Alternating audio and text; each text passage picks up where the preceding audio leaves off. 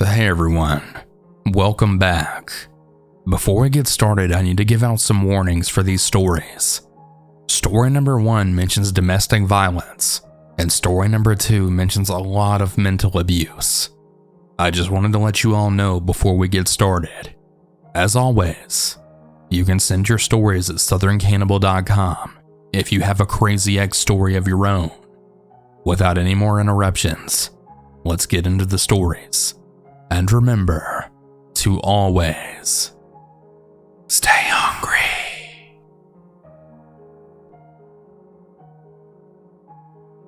I've decided to share my story here today after years of healing, as well as listening to other people's stories.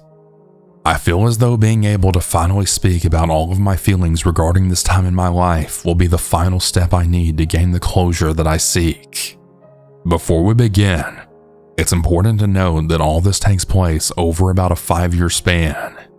I was a 17-year-old female at a random party that I really shouldn't have been at in the first place, when I then met my soon-to-be boyfriend. We'll call him Scotty. He was 21. I unfortunately was a young, naive, and rebellious teen at the time, and I would be graduating high school that year, 2017. The lure of an older boyfriend was intriguing, and I hadn't really understood or felt true intimacy in my life, so I guess in some capacity I was desperate to feel desired. Needless to say, I fell victim quick. Being with an older out-of-high-school boyfriend felt great at the time. Scotty seemed mature, and as if he had everything together. The first 6 months to about a year we spent together went great, or so I thought. I developed a love for him. To keep a long story short, he stayed the night with me often. I lived with my parents at the time, and one day Scotty just stopped leaving. He essentially and casually moved in with us. It's important to note that my bedroom was fully upstairs, so there was some privacy. Now, my parents weren't thrilled about having Scotty live there full time, but they allowed it. We began living together within the first year of us dating. It had become apparent that Scotty had struggled with some self-esteem issues, anger issues, and other issues as we got more comfortable with each other. He played video games constantly, and was otherwise a bit of a recluse. He was not always this way though, but I believe he fell victim to extreme mental health issues. He began to decline around the 1-year mark. Scotty began to work the night shift, staying glued to his Xbox, and he stopped going out to socialize completely, and he eventually got to the point where he barely even spoke to me. It was always just video games. It was disturbing to watch someone become so consumed by such a darkness. This is when I began to catch him cheating, being sneaky, and finding nudes on his phone which included male, female, and trans. He began becoming hateful, vengeful, and empty. I had gotten so used to people giving up on me throughout my life that when I began seeing all the faults in him, I wanted to be different. I wanted to prove to him that I would never give up on him and that I would help him through this. Stupid, I know. But at this point in time, I had began growing distant from all of my friends and family because I had gotten to the peak point of loyalty and reliability with Scotty. Little did I know at the time that he was doing this to isolate me, to keep me dumb. I of course didn't understand what a trauma bond was at the time, so I was completely fooled. As the years went on, he began to get worse. He stopped working, began verbally assaulting me, punching holes through my walls and doors, punishing me by ignoring me for days or leaving for hours, destroying all of my stuff, actually threatening violence against my family and friends and himself, and much more. It even escalated to the point of driving recklessly to the point that I'd get nauseous. Speeds over 100 miles per hour, acquiring firearms to stash, and tormenting and physically abusing animals. Scotty one time threw our cat right against the wall like a football, and she hit the wall so hard I thought she had died. She made the most horrific sound I've ever heard. Now once again, I want to address that you'll never understand just how hard it is to leave someone like this unless you've actually been in a domestic violence situation yourself. This is embarrassing and humiliating to relive, but it's essential for my healing. Anyway, yeah, he got bad. Scotty's cheating never stopped, and his behavior just worsened and worsened. I wanted to leave so bad, but I felt stuck. He even kept a stolen gun in the glove box of his car, and he would threaten to kill anyone who would even just slightly piss him off. He made sure that I always knew that it was in there. I had lost my virginity to him. He lived with me. We had been together for so long.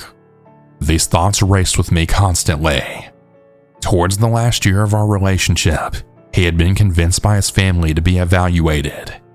He was diagnosed with BPD, OCD, anxiety and depression, and much more.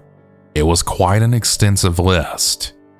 He began taking medications, and for the next few months, I was actually convinced he was changing. I had told him that he needed to start seeing a therapist to regulate his emotions, or that we would need to break up at this point because I was exhausted. We had broken up many times by this point, but we always went back to each other. I was hopeless. Now, like I was saying, because of his medication, it seemed like that our last couple of months together, things felt right again. But by this point, about 5 years in, I finally realized that I wanted out. He was slow playing therapy, and I was no longer happy. I had grown and matured, and I was a very determined 22-year-old. I was ready to tell Scotty to get the fuck out of my life. I went home that night, and I did it. I told him to grab his shit and leave. Get the fuck out of here. I left him to finish getting his stuff while I went to work the next day. When I got home, my room was wrecked. Old notes that we had given each other tossed around the room, and behind the bed I found his old therapy packet that he was supposed to turn in. Over the next week, he had left me pages worth of writing about how sorry he was, and he even requested pictures of our cat. I sent him a couple of pictures, and then went on to block him on everything. I even made a new Snapchat and Instagram just to ensure he was wiped clean. Flash forward a few months, and I enter a new relationship. About 6 months into that relationship, Scotty's younger sister, who I'll call Taylor, messages me. I must add that I never blocked her because she was young, and her and I were quite close. Taylor sends me a frantic message stating that I need to be careful of who I accept as a friend or follower on social media, because apparently Scotty's lost his cool yet again, and he's making fake accounts trying to figure out what I'm doing. Taylor also stated that his family was trying to reach out to me, but they realized they were blocked, so she decided to sneakily give me a heads up without telling her family. He also supposedly started doing this after finding out that I had a new boyfriend. I logged down on all of my accounts, and I then thanked her for letting me know. Nothing ever came of this incident as far as I was aware. I also began living in another town at this time, so I wasn't too worried about him finding me. Flash forward another 6 months, and that boyfriend I had and I broke up. I moved back in with my parents, and I began dabbling on the dating apps. At this point, Scotty and I broke up in the summer of 2021, and it was now the fall of 2022. I always keep all of my exes blocked. I just don't care to keep up with them. So Scotty still remained blocked. I was on the dating app Bumble when I then found Scotty's profile. I immediately felt a pit of anxiety seeing his face again, and I swiped left without a second thought. The app told me that I'd missed a match. He tried matching with me. Oh hell no. After this incident, I blocked his profile on the app and I pretty much forgot about it. That is, until Taylor, his little sister, reached out to me again. She told me that he had been thinking about reaching out to me, texting me. She then asked if I was interested in hearing from him, which I told her no politely. She understood and then thanked me. She told me that he's grown up and that he's actually fixed a lot of his issues. I really thought that would be the end of it. Flash forward a couple of months to January of 2023. I began receiving weird calls to my cell phone. Every time I would answer, there was silence. The call started when I was at my best friend's house. We'll call them Marie and Max. Marie was my best friend, and she had recently moved in with my other best friend Max into a house. The caller would call my phone and I'd reject it a number of times, and then they'd call Marie, like literally while she was sitting right next to me. Max would never get called though. Now, like I said, there would only be silence on the line. It was definitely a little creepy, but I chopped it up to spam. The number would continue to call me, but we noticed that they'd only call Marie if I kept rejecting their call, and that they'd only call her if I was with her. We started to believe I was being tracked due to how they knew I was with Marie. We couldn't find anything. This went on for a couple of weeks, and I even tried tracking the number, and I traced it back to a DHS center. What? That was so random. I ended up blocking the number. Flash forward a few months, and I'm laying in bed. I believe that this happened in June. It was about midnight, and I'm dozing off in my bed. My phone then started ringing. It's a number I don't recognize, but because of my job, it's not uncommon for my employees to call it at weird hours. Stupidly, I answer. I hear nothing except for the sound that the start of a recording makes. A beep. I ask if anyone's there, and no one responds. I hang up and I try to get back to sleep. Then my phone gets a text. I open the text, and it reads, "I know where you're at," and they then write down my hometown. I read this and I instantly felt sick. I live in a small town, and not many people know that I moved back home. My phone vibrates again, and the screen illuminates my pitch black room. I then got another message. "I'll drop the pin of your location." Tears began flooding my eyes. I keep the lights off, and I feel like I'm being watched. It was the worst type of fear that I've ever felt, knowing you're being watched. My survival mode kicked into full force, and I lowered myself on the ground and kept the lights off. I called Max, and he was at work. He told me to grab some of my things and then head to his and Marie's house. They only lived about 30 minutes or so away. He said that he needed to call Marie and make sure she's all right because she was sleeping and he wasn't home. We all knew that these calls and texts were related. We knew that it was one person doing this. Max calls Marie, and she's fine. She hasn't been bothered. I sprint to my car and make sure to lock everything up. I then get to Marie's and I tell her everything. I tried tracing this number, but I could only find that it belonged to a WhatsApp user. Great. I blocked the number. Now, I hope this didn't get too confusing. I may not know 100% who has been harassing me, but due to the timing of the events and the evidence, I really believed it to be my ex-boyfriend Scotty. He's very tech-savvy, and he knows how to remain anonymous. Although nothing else has happened since the last incident, I live in fear. He's very scary when he's unstable. I've since moved elsewhere, and I feel pretty secure.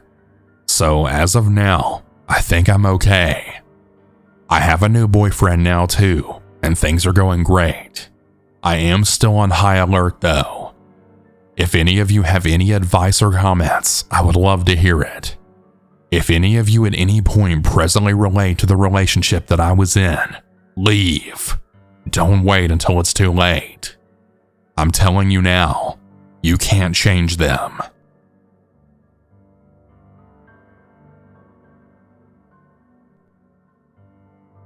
Hey everyone. I need to take a small break from today's stories to thank today's sponsor, ShipStation. The holidays are the busiest time of the year.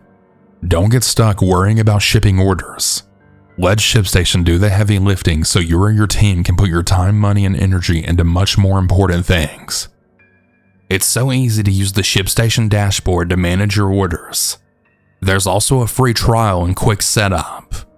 I know a few people personally who have used ShipStation, and their shipping rates are a lot more affordable compared to many of the other companies out there. There's effortless integration everywhere you sell online, including Amazon, Etsy, eBay, Shopify, and more. Let your customers shop risk-free this holiday with ShipStation. Go to ShipStation.com and use code Cannibal today and sign up for your free 60-day trial. That's ShipStation.com, code Cannibal.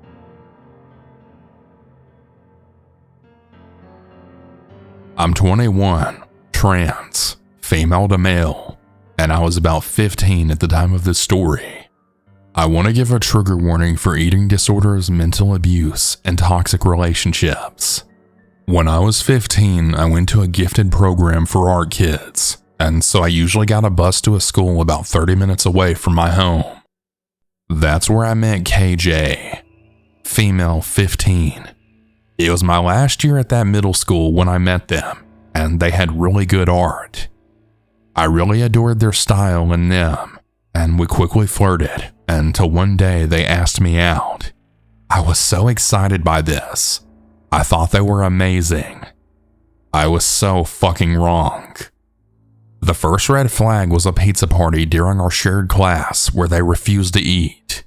They said their mom would be mad, and I couldn't understand why they wouldn't eat. Well, soon I found out they had an eating disorder, and it just went downhill from there. I felt on edge, constantly checking in on them and trying to help, but nothing would work. They were bulimic and anorexic and would go to the bathroom to throw up constantly or to exercise. I would sit outside waiting for them. Hearing them vomit made me sick. At one point, they even admitted to using my body as a motivator because I was naturally skinny. That's when things started to change. They admitted they had a feederism kink at some point too and wanted to try it out. Towards the end of the school year, my family had planned to move a state away. I was destroyed. I had planned to go to another art school for high school. I was also in said relationship. It was a good thing in the end though. They started to get better, and they used their feederism on themselves, even posting on the internet to get others to join in on fattening them up. It didn't work, but it did end up roping me into their gross kink. They started trying to have me gain weight, and it became a huge burden. They would constantly count my calories, making sure that I stuffed myself.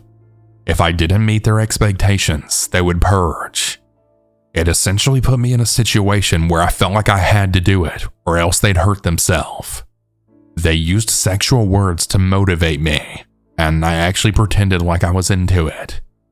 Even though it would make my skin crawl and uncomfortable, I did it anyways to please them.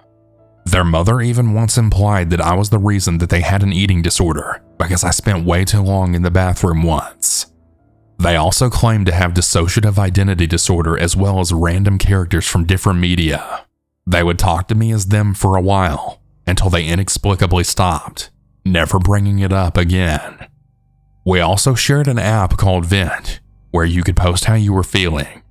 If I ever posted anything negative, I was essentially punished by their pouting or just them spiraling out of control.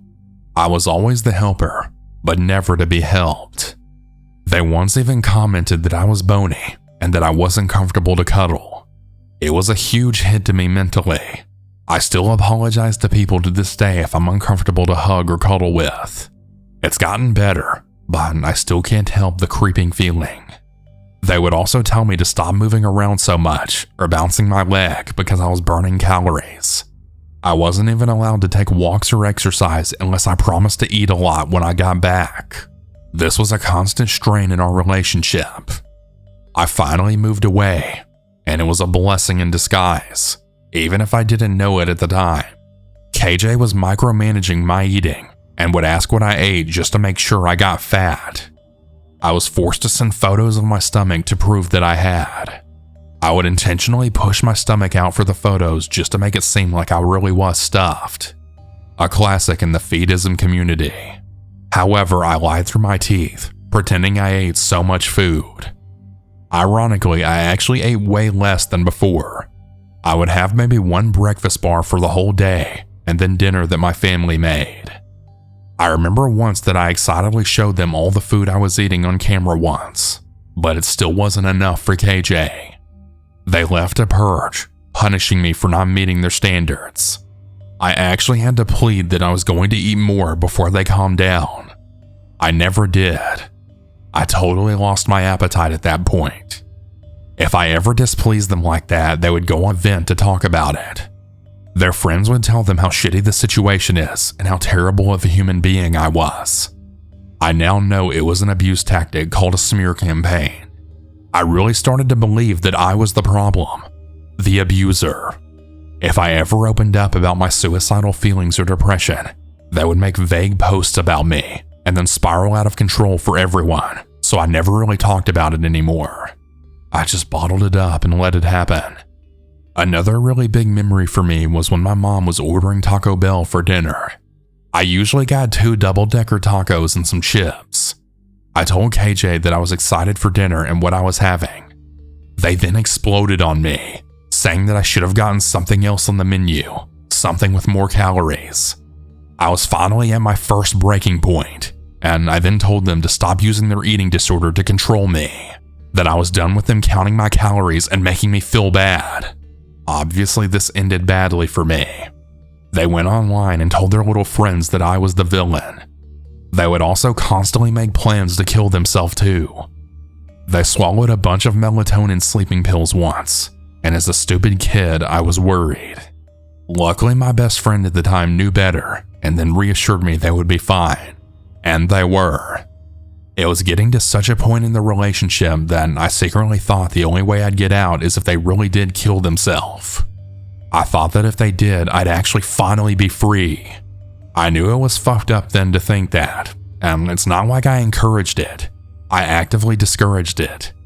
But the more it happened, I didn't really believe they'd do it.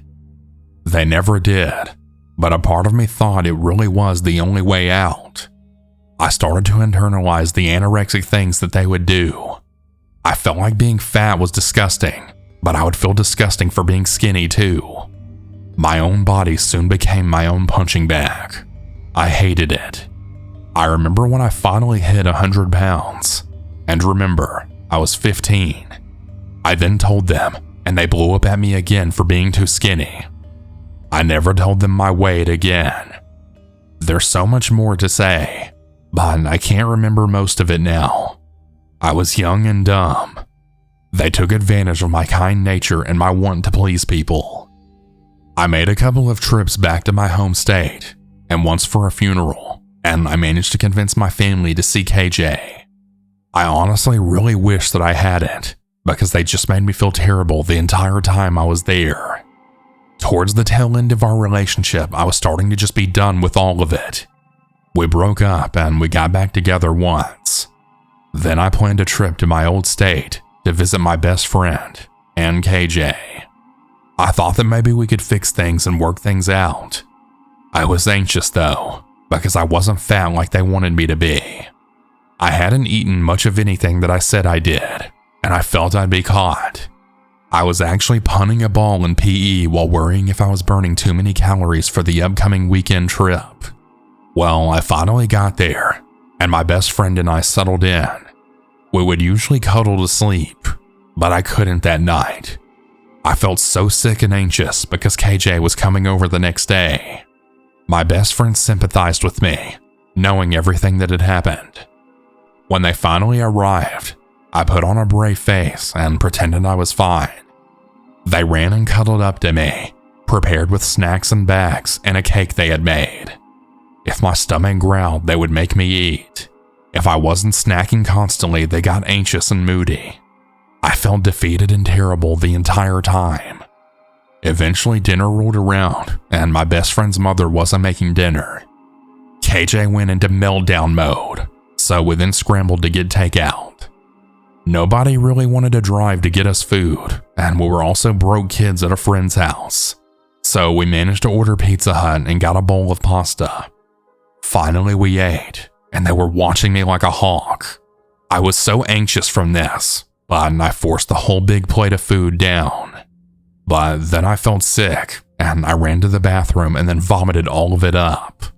I couldn't handle all the food. My stomach was way too small. It also didn't help that I had my abuser watching me and judging me.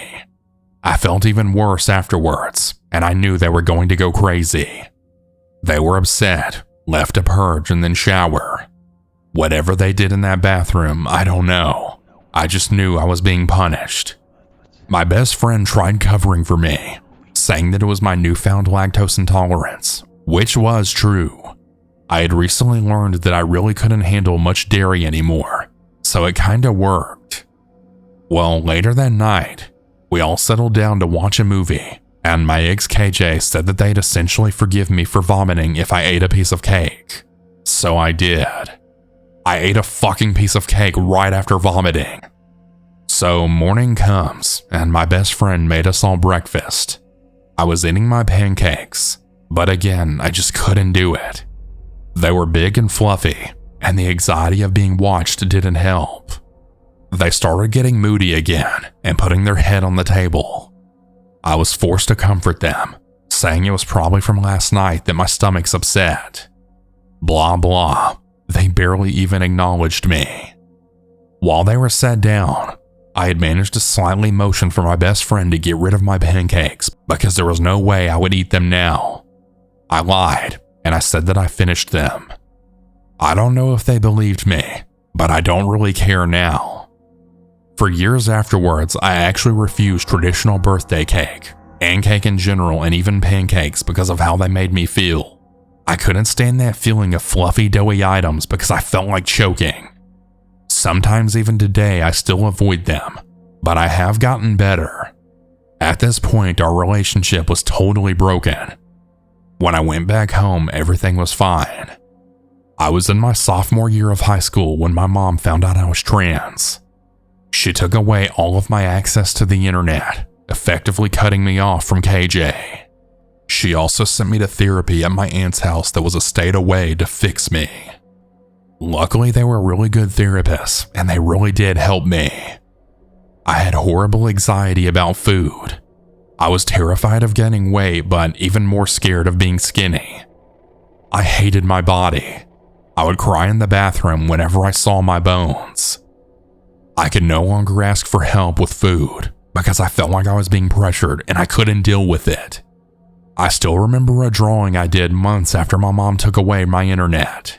It said, 7 months later and you still control my life. I had to overcome the idea that I was the victim too, not the abuser that they made me out to be. While it's no longer a crippling fear, I still can't handle the thought of gaining weight. I once had 121 pounds around 20, and I felt gross about myself. I still secretly revel in being skinny and losing weight. I don't lose myself in it, but sometimes it takes a hold, and I really wonder if I even deserve food. I usually shake it off in a day. I don't deny myself food anymore. I love food and I love making it. Although I don't necessarily eat healthy, I don't deny myself or intentionally try to be skinny anymore. KJ once reached out to apologize to me for what they did. They quoted me some stupid play, which I don't really remember which one. I think it was Shakespeare. I sometimes really wish that I blew up at them, telling them how they thoroughly ruined my life, that I hated them, but I never did though. I still sometimes have nightmares about the things they did to me. Sometimes I daydream of seeing them again and telling them off. Part of me hopes they see this and will finally know what they did, but I also think I'm better off and that I don't need to think about them anymore. So that's my story essentially, and I'm really sorry it's all over the place. My mentally ill ex at 15 manipulated me, used me, and fucked up my relationship with my body and food. I rarely ever think about it nowadays, but it was still something that happened to me. I know it's not the most terrifying story or whatever, but it was terrible when it happened. 1.5 years of my life and then some.